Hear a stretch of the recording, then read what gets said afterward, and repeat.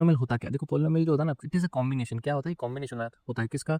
Numbers का, variables का और पावर ऑफ वेरिएबल्स। अब इसको मैं एक-एक करके समझाता हूँ। देखो नंबर्स का मतलब आपको पता है, कोई भी कांस्टेंट वैल्यूज़ 1 है, 2 है, 5 है, -1/2 है, जिनको हम एज़ इट इज़, जिसकी जो वैल्यू होती है वही रहेगी, वो चेंज नहीं हो सकती, उनको बोलते हैं हम नंबर्स या कांस्टेंट्स। फिर होता है सेकंड पार्ट, वेरिएबल्स। अब वेरिएबल्स क्या होते हैं? जैसे ये जो वैल्यूज़ जिनकी फिक्स नहीं होती, ये ऐसी क्वांटिटीज़ होती हैं, ऐसी एंटिटीज़ होती हैं जिनकी वैल्यू फिक्स नहीं होती है। अब जनरली हम इनको अल्फ़ाबेट से दिखाते हैं ना, जैसे एक्स हो गया, वाई हो गया, एम हो गया, हम फाइंड करते हैं what is the value of किसी क्वेश्चन में, है ना?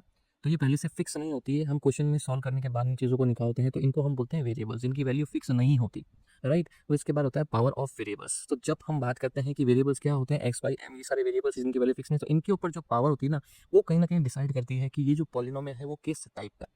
राइट, मैंने यहाँ पे कुछ एग्जांपल भी आपके लिए लिखे हैं ताकि आपको चीज़ें और क्लियर हो जाएगी। यहाँ पे मैंने एक पॉलिनोमियल रूल करके लिखा है, मैंने लिखा है वैलिड पॉलिनोमियल, इसमें मैंने लिखा है 3x² + 4x + 1। अब इसको हम डिलीट करते हैं, हमने ऊपर क्या पढ़ा उसमें। देखो सबसे पहले आपको यहाँ पे नंबर्स दिख रहे हैं 3, 4 एंड 1। आपको वेरिएबल भी दिख रहा है, वेरिएबल इन द सेंस यहाँ पे x दिख रहा है, ठीक है? और यहाँ पे प्लस हो रहा है, मतलब एडिशन हो रहा है, राइट?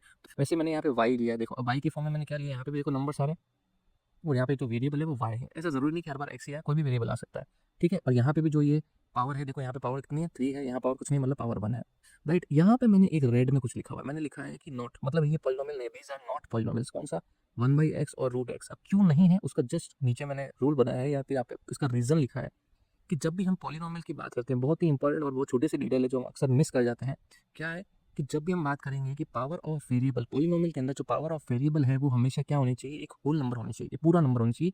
ना तो वो नेगेटिव होनी चाहिए और ना ही वो फ्रैक्शन में होनी चाहिए। याद रखना, इस चीज़ को मैं फिर से बताता हूँ हाइलाइट करके, कि जो पावर ऑफ वेरिएबल होती है वो ना तो नेगेटिव, नो नेगेटिव नंबर होना चाहिए, या फ्रैक्शनल पावर्स नहीं होनी चाहिए। इसका मतलब ये है, अगर मैं लिखता हूँ x की पावर 1/2 + 2, तो क्या ये एक पॉलिनोमियल होगा? नहीं होगा। द रीज़न बीइंग इज़ कि जो x की पावर है वो फ्रैक्शंस में है, ठीक है? अगर आप यहाँ पे देखें √x लिखा हुआ है, और √x का मतलब ये होता है, रूट की जो पावर होती है उस पावर का मतलब होता है कि अगर मैं यहाँ पे √x लिखूँ या इसको पावर 1/2 लिखूँ, दोनों का मतलब एक ही होता है, ठीक है? हम प्रीवियस क्लासेस में पढ़ चुके हैं। तो इसके लिए जो √x है वो कभी भी आपका पॉलिनोमियल नहीं होगा, यानी रूट के अंदर कोई भी वेरिएबल आ गया तो वहाँ पे वो पॉलिनोमियल नहीं होगा। एट द सेम टाइम यहाँ पे देखो 1/x क्यों गलत है? क्योंकि 1/x का क्या मतलब हुआ कि x जो है डिनोमिनेटर में आ रहा है। तो अगर मैं इसको पावर की फॉर्म में कन्वर्ट करता हूँ, जस्ट अ सेकंड, अगर मैं इसको पावर की फॉर्म में कन्वर्ट करता हूँ, ये हमने exponents and loss of exponents and powers हमने पढ़े हैं। तो उसमें क्या होता है, अगर अपॉन में कोई चीज़ आ रही है तो अगर उसको पावर की फॉर्म में लिखना है तो हम उसको लिखते हैं x की पावर -1। क्या? कुछ नहीं, मतलब पावर 1 है। और इस 1 को जब मैं पावर की फॉर्म में चेंज करूँगा, क्योंकि अपॉन में है तो ऊपर जाके क्या बन जाएगा? -1।